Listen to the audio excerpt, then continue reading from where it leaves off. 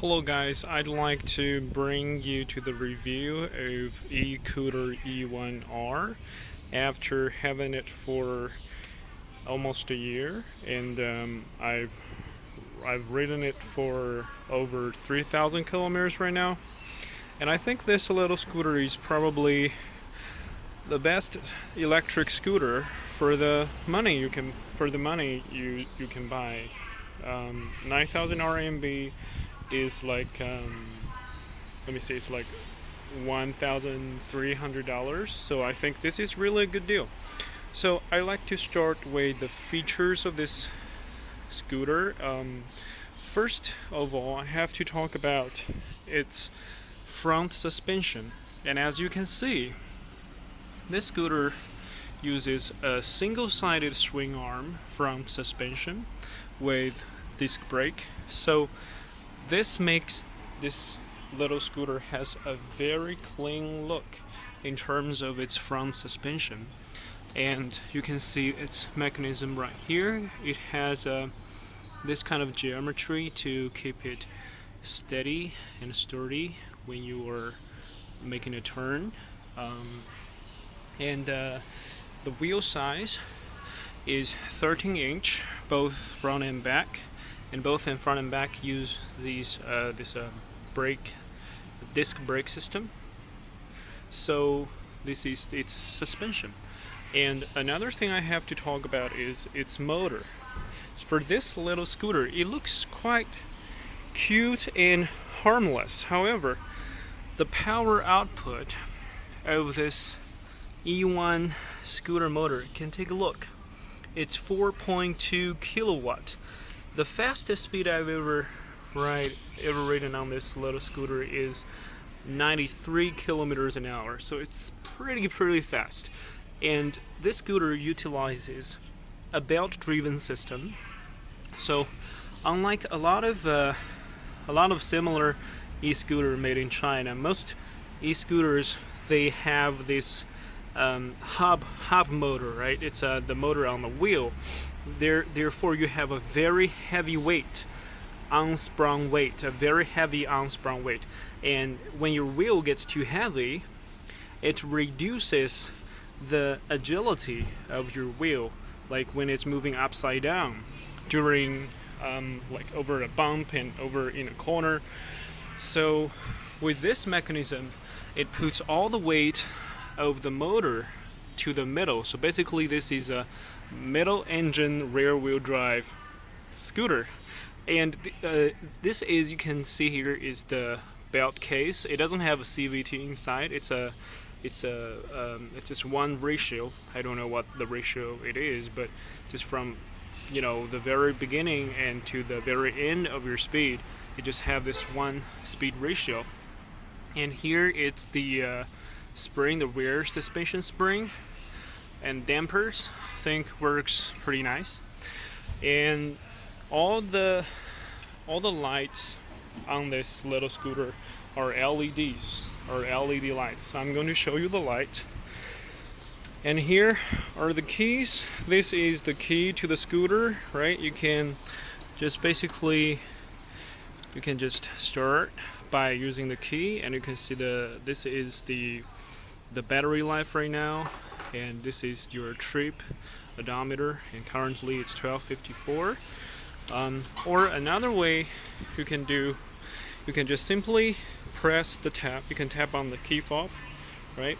Like I do this, and now it's already on, right? So basically I can lock it and I can unlock it with just a simple tap on the key fob. Like currently I just locked it. And another great benefit of this e-scooter is its battery. Let's take a look at the battery. So in order to access the battery, you have to open your seat.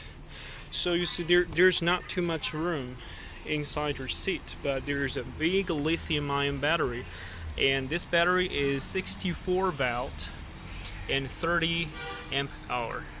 And for this battery, all of the battery cells are made by Panasonic, so the durability is really nice. And they have a pretty good BMS system. So their BMS, the battery management system, I think is doing a pretty good job. And now I'd like to talk about range. And the range actually you can ride heavily depends on how fast you're traveling. Like for myself, my average traveling speed in the city is about 40 kilometers an hour. So with that speed, the range is about 50-ish, 50 kilometers. But if you ride a little bit slower, like 30 or something, you can get up to 70 kilometers range. So I'm really impressed with this little scooter I have, and I've had it for a year now. Actually, you have seen my older video on the Super Soco TC, and actually, I think the TC is not as convenient as the Ecooter E1R. So that's why I traded in for this like a little over a year ago, and now I'm having this for a year, and I'm really satisfied with it. But currently, I'm thinking of like changing to a real motor, like motorbike. So, but I still have to persuade my wife first. So that's just another story. And now I'd like to show you how all the buttons work. So now it's on, right? And there are several things we can go through. Let's take a look at the right side. The right side here, the first button is the headlight. You can turn on the headlight. So now the headlight is on. And as you can see, it's pretty bright. And now currently it's the low beam headlight, and you can switch it to the high beam by pressing on the left. And the left, this is the high beam. So you press the high beam, and this changes, switches between low beam and high beam. So when the high beam is on, and we can see the both LEDs are on, because for this is the low beam, this is the high beam, right? So when you just turn on the low beam, this lights up, and when you turn on the high beam, this lights up too. So that's for the headlight. Now I'm just turning off the headlight, and I'm just talking about the other buttons on the right side. So first, this is the trip button. So the trip button, it works like this. So currently you see the trip is 000.0, right? So if I press the trip button, and all you can see, okay, and I can change it in different modes. Now it's the odometer, it's 3,047.7 kilometers, and currently this is the range. It is giving me like 130. It's just a dream number. You can never achieve 130 kilometers with this. I'm serious. And then you press it again. Now back to trip. This is basically how far you have gone for this trip. And then this is the R button. The R button, basically, if you press it, I'm going to show you what happens. So when you press the R button, the bike basically goes into a backward mode. Like it just, when you're having something very heavy, like you're carrying somebody with you and you just want to move backwards, and you can just by tap this button. And here you can see this is this cruise control. However, this cruise control, I think there is a bug with it.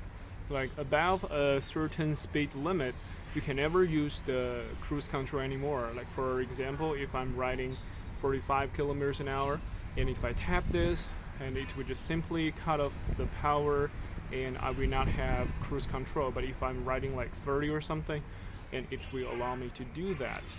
And then it's the smart button. The smart button basically switches mode. Like currently, I'm in the smart mode. You can set the smart mode in your app, your Ecooter app. So if I tap the smart button, and now it's sport, and tap it again, it's smart. So the difference is that in smart mode, your top speed is set to be around 45 kilometers an hour. That's very good for speed, for city riding. And if you just change to the sport mode, it will just ride as fast as the bike can, like over 85 kilometers an hour. And now let's talk about the buttons on the left side. Like I said, this is the switch between high beam and low beam, and this is the turn signals. And you press this, and this is the left signal. Let's take a look at that. So that's, and you can change the sound as well. Currently, this is the sound I'm using, and you just tap it again, it stops. And similarly, this applies to the right the right turn signal. Okay, and here this is the emergency signals. If you tap this, it's just like a car. Both the left and the right, they will start to blinking. And this is the horn, and you can just use this to let people in front of you know who you are. Okay.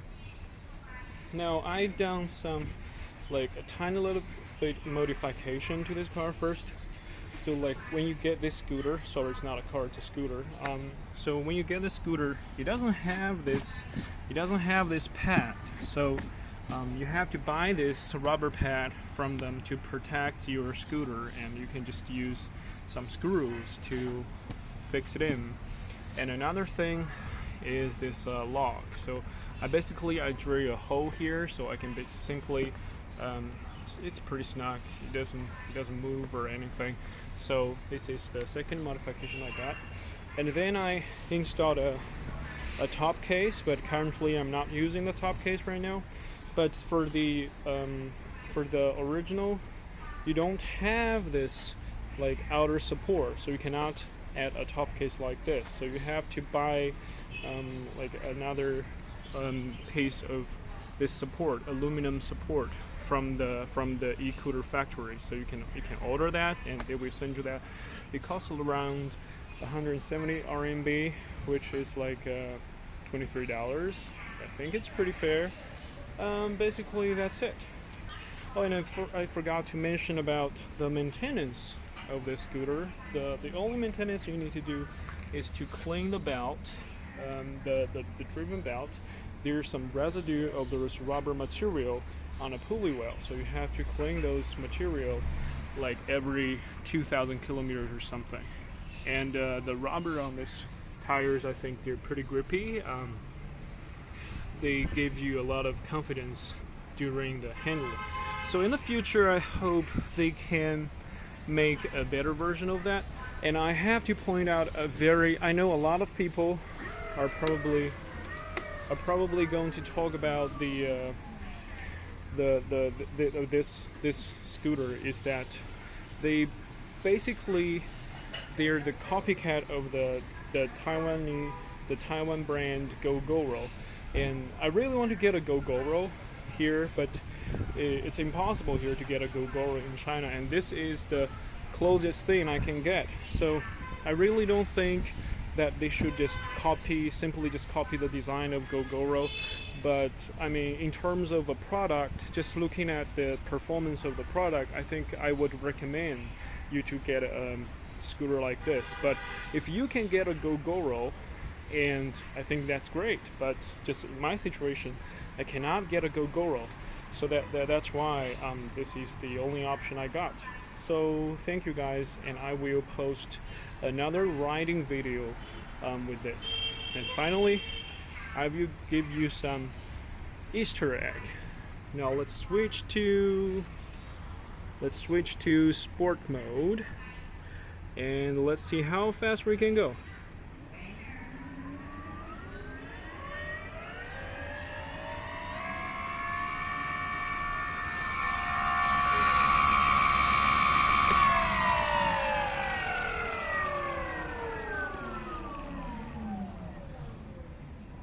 Alright, there you go. You guys have a very good time.